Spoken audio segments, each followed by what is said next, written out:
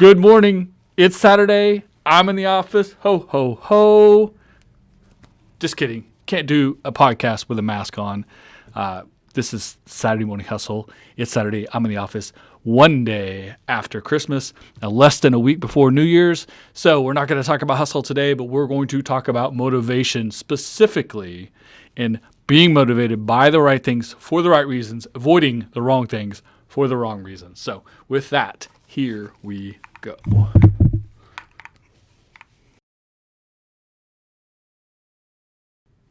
Good morning. It's Saturday. I'm in the office. You know what that means. The Saturday Morning Hustle post-Christmas edition. That's right. One day after Christmas, less than a week before New Year's. And so like we do every year at this time on this podcast, we are going to talk about not hustle, not drive, not grind, but motivation, and specifically being motivated on the right things and avoiding being motivated by the wrong things.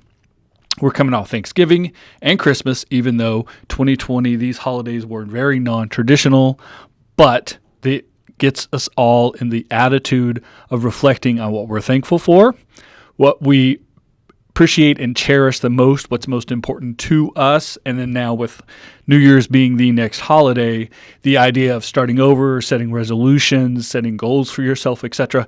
So this is the perfect gap in between to be thankful and to think about moving forward, how we're going to navigate 2021, whether it looks like 2020 or looks like what we would probably call closer to normal than the 2020 year was. No matter what happens, we have to set goals. We have to continue on. We have to try to achieve what we do in our life, in our business, trying to be successful, trying to provide for our families.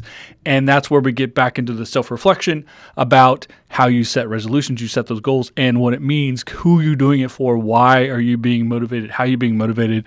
And it's just as important to set goals, create objectives, a strategy, tactics, all of those things in order to achieve success. It is absolutely as important to have the proper motivation, because your motivation can bleed over into your execution, and specifically your ethics, your morals, your standards, your professionalism, etc. So I'm going to expand on all of that today on the Saturday Morning Hustle podcast.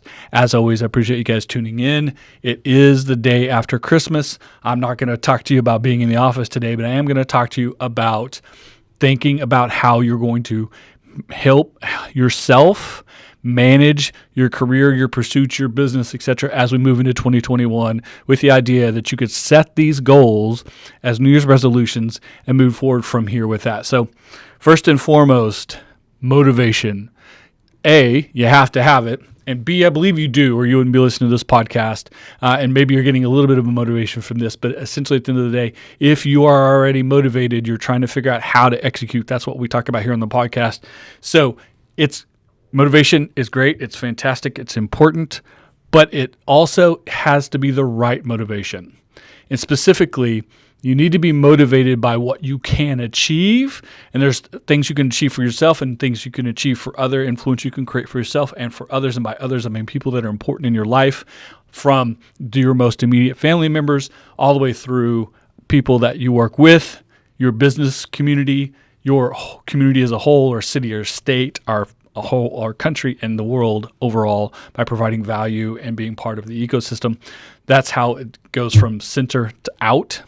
But also not being motivated by the wrong things, which is essentially the idea of being superior to others, to creating cash on the backs of others without providing value, and with being success driven because of the sake of being successful, some sort of because I'm better than others, because putting other people in their place, or beating someone in competition.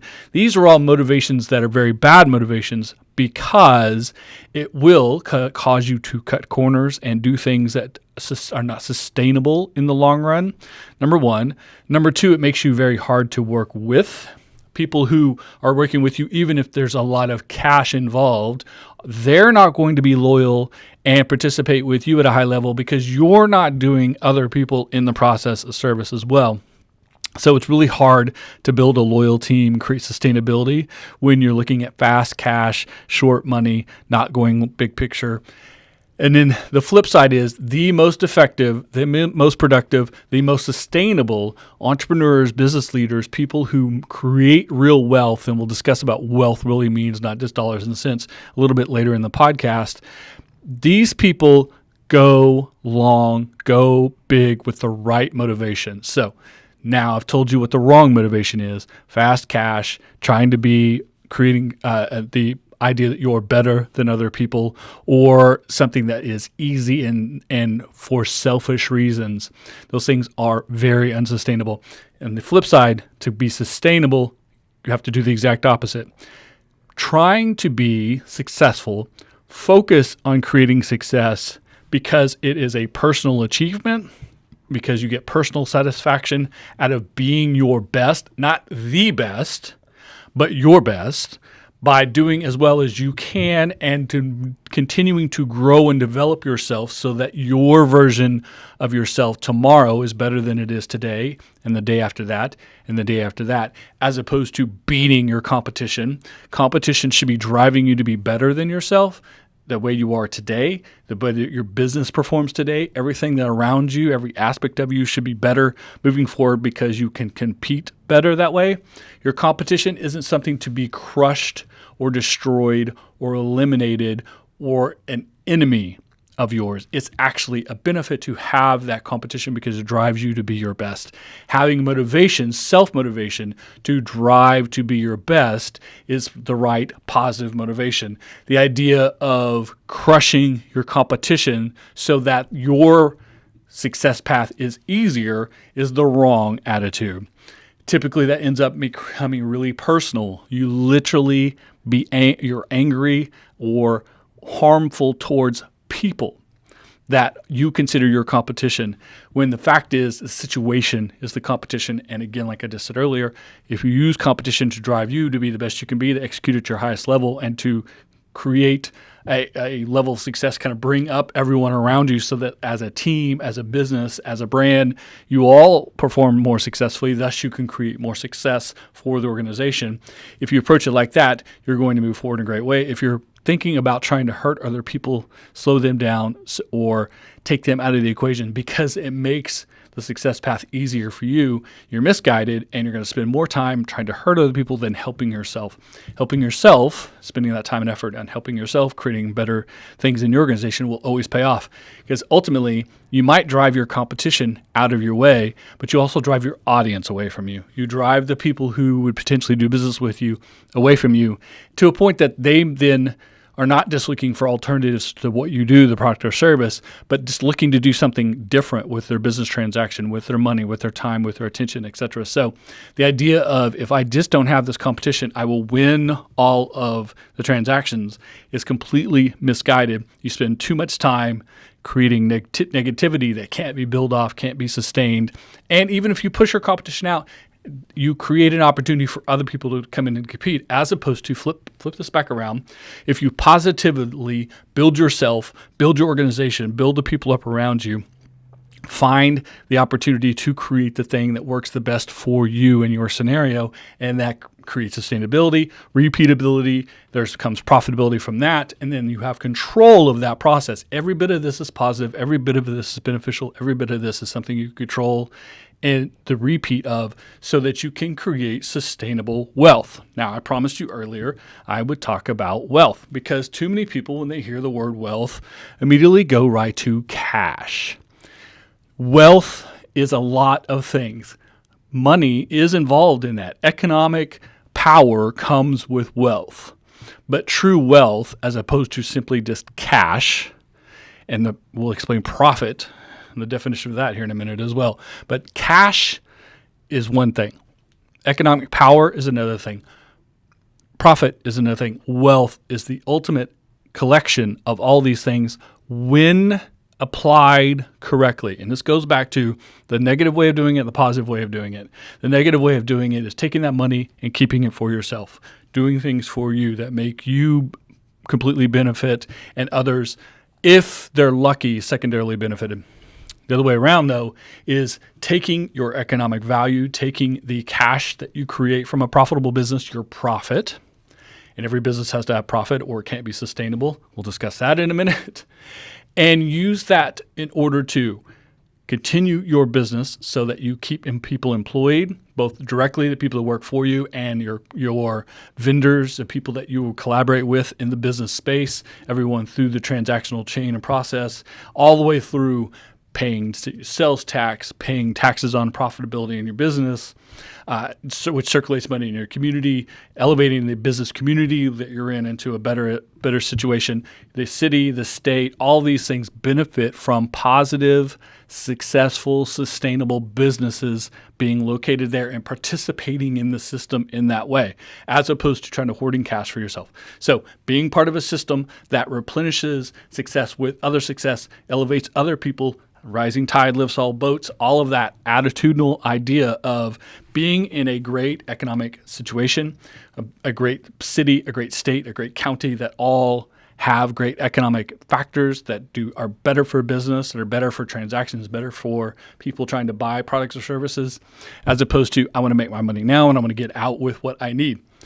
So that's where wealth comes into taking that economic power, the idea and attitude of elevating others, elevating people in your community, giving back to your community, and this comes from time or money being donated for community causes, schools, churches, nonprofit organizations, community-focused organizations, etc. And this is the key, and this is something that where I take the definition of wealth a little bit further than a lot of people do. And I want you to hear this. This is definitely a Christmas message for everyone here, so make sure that you don't miss this part. For me, you can't be truly wealthy unless you're using that wealth to reach back and help someone else who was in your previous position that you were in before that they're in now. So, and often a wealthy person, because wealth comes with influence and power and opportunity you don't have when you don't have that wealth and that recognition of that wealth, often helping others, elevating others, participating in other people's achievement and success that you needed as you came up, and when you reach back to do that for them, often does not involve outlays of cash. So listen to me.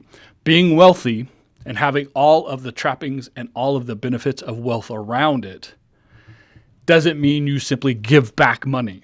You can, and you should invest some of that money. And we'll talk again about profitability and how much that comes returned back. But the opportunities you can create by being a successful person, by being a successful entrepreneur, being a business leader, being someone recognized in your field, being someone who has influence over others because you do business with them, because you've been recognized as someone who does this, because you have the wealth, all the things that create the definition of wealth, to demonstrate your ability to do so. All of that can be shared with others at no or minimal cost to you, especially your time, your attention, your expertise, your openness to help other people. All of that is a non-cash way that you help other people. And because of who you are, because people recognize your name, they recognize your success track, they recognize that the advice you give them is more value than advice they might get from other people because you have proven yourself to be successful. Do you see how this is working? All of that makes your time and your attention more valuable. That's value, but that you can't put a dollar amount on, but you can share that with other people at zero risk. In fact, not just losing value to you, but increasing value to you. Think about that. You can increase your value, your self-worth, your ability to do other people by sharing as much of that as possible. That is wealth. Being able to do for others by simply showing up, by putting your name on something, by signing your name on something. Have you seen a pair of shoes that are a $150 pair of shoes, but as soon as an NBA or an NFL player or Tiger Woods or a rock star puts their name on it with a Sharpie, now they're a $300 item, a $500 item, maybe they're a $1,000 item.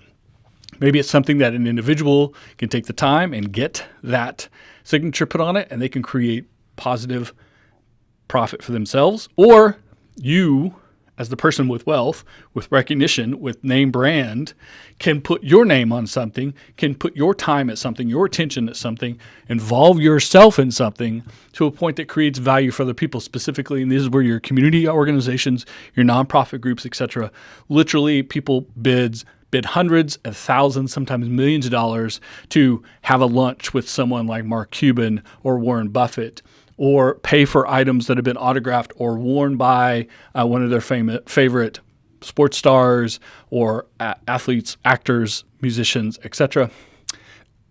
Excuse me. Sorry about that. Someone might pay $500 for a guitar, but pay $2,000 for guitars signed by their favorite rock star.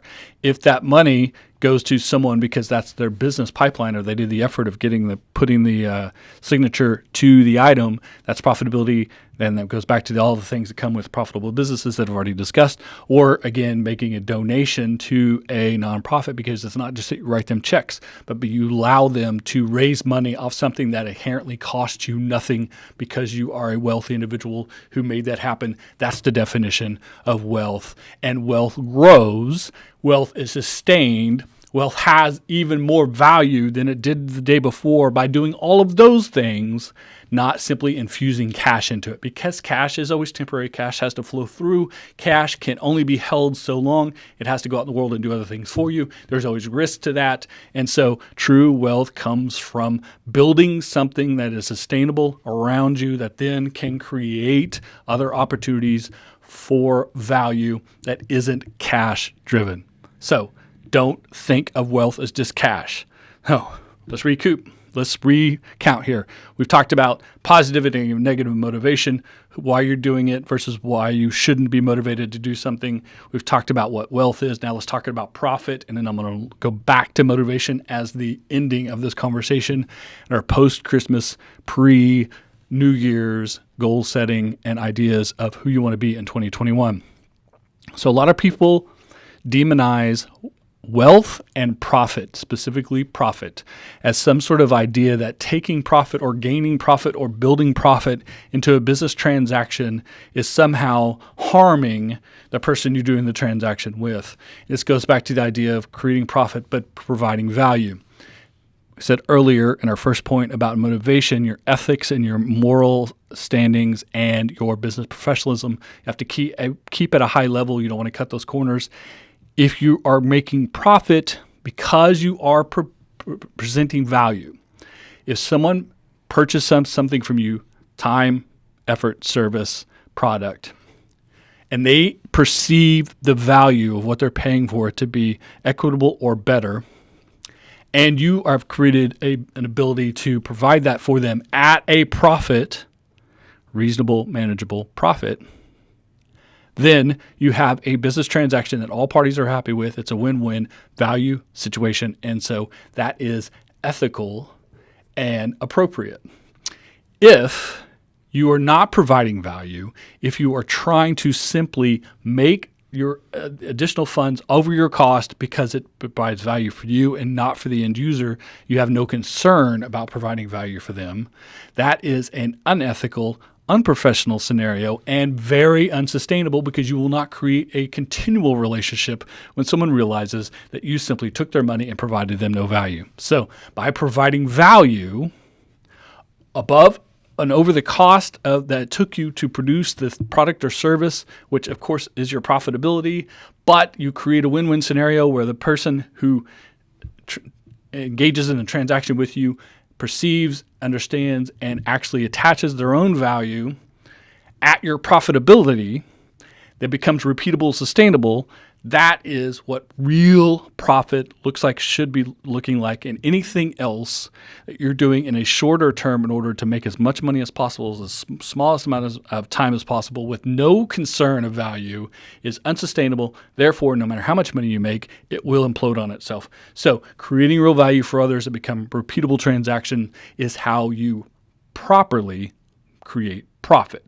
So don't let people tell you profit is the wrong thing, a bad thing, and negative thing, because profitability in this day, in this week, in this month, in this quarter, in this section of the year, even this year, It's what allows you to continue your business when things aren't as profitable. And 2020 is an amazing example of that. A lot of businesses came into 2020 expecting something to happen at a level of profitability. And most of those businesses, their profitability or even break-even level are way lower than they went into the year because of all the things that were affected in 2020 by COVID-19 and all of the other things that happened in this year.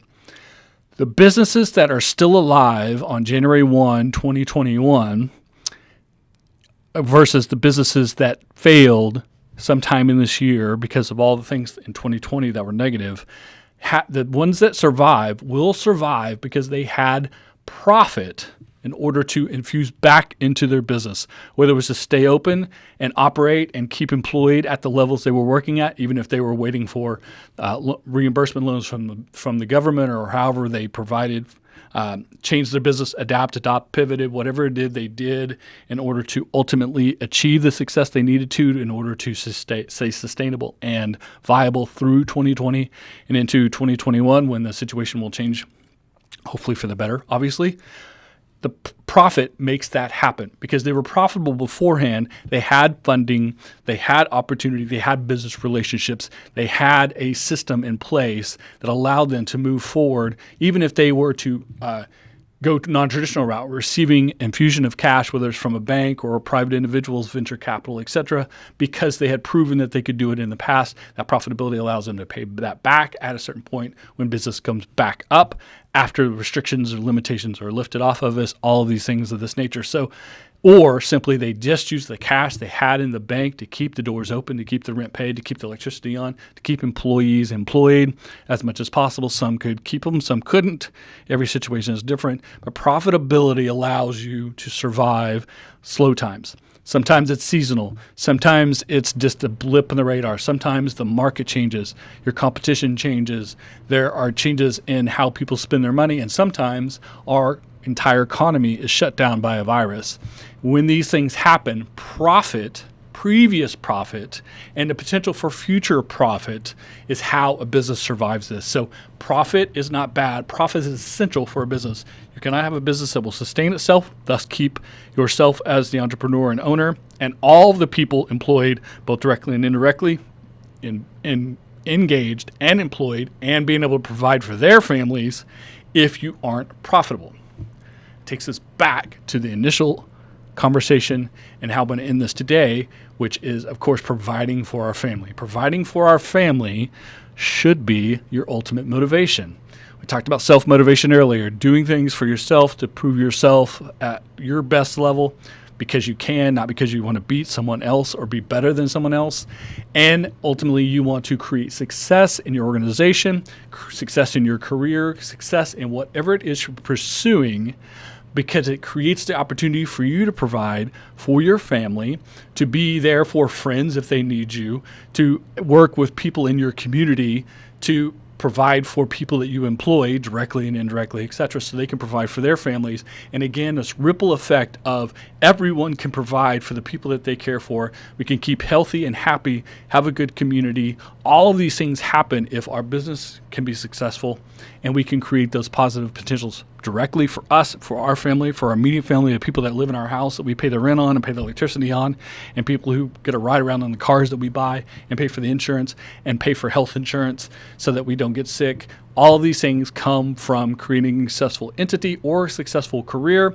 That's how we provide directly. That is your motivation. That is the absolute positive right there in front of you, direct motivation. How could you not want to grab onto, I'm going to do as well for myself so that I have challenged myself to be my best, feel like I have achieved all that I can achieve, reach the potential that God has put in me, thus providing for my family, creating value for them, providing safety, security, and benefit to them so they can go and be the best that they can be. Then as we engage everyone in our community, everyone in our extended family, in our community, and the people we do business with, all the way through the school systems that we support with our taxes, and the police and fire who help us when we need them, and ambulances and doctors and hospitals.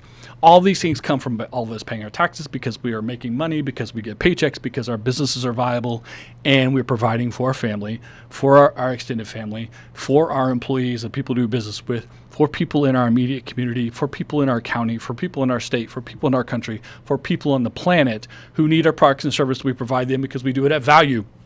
Do you see how it all comes together? It all circles back into this. If you do things the right way, if you start in the right place with the proper motivation, with a proper attitude, do things in the right way, handle yourself in an ethical manner, keep your moral compass in front of you, be professional, provide value, reflect that value back, repeatable, sustainable, and then you continue to support the people both immediately connected to you all the way through everyone on the planet by doing things the right way, with the right motivation, with the right attitude. So we end where we started. I hope you guys got that today. I went longer than I expected, but I love this topic. I love this idea.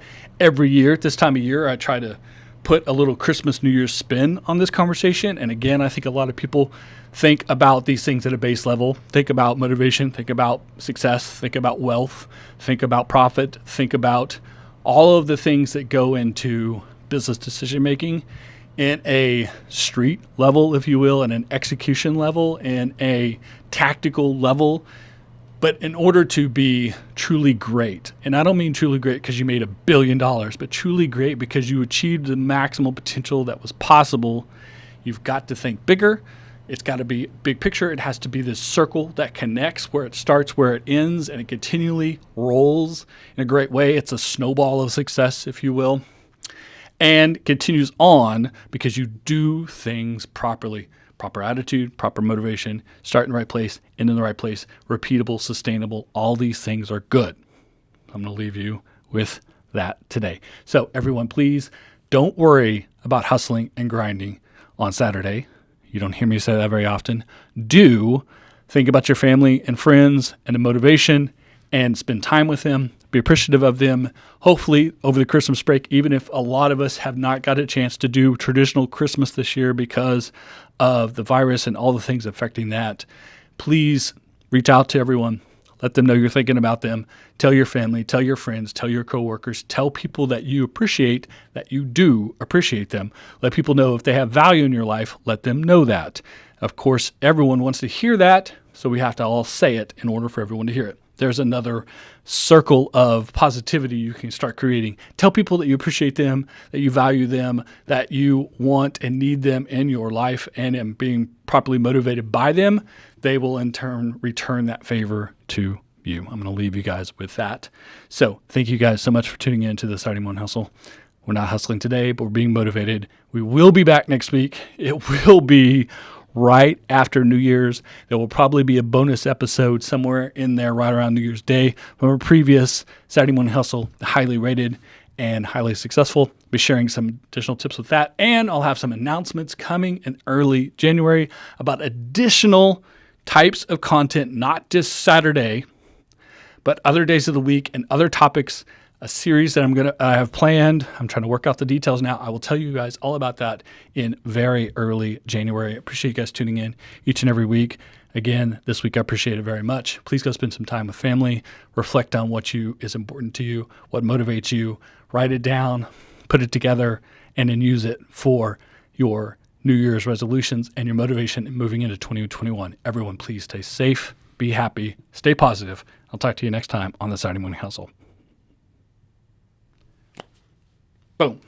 There we go.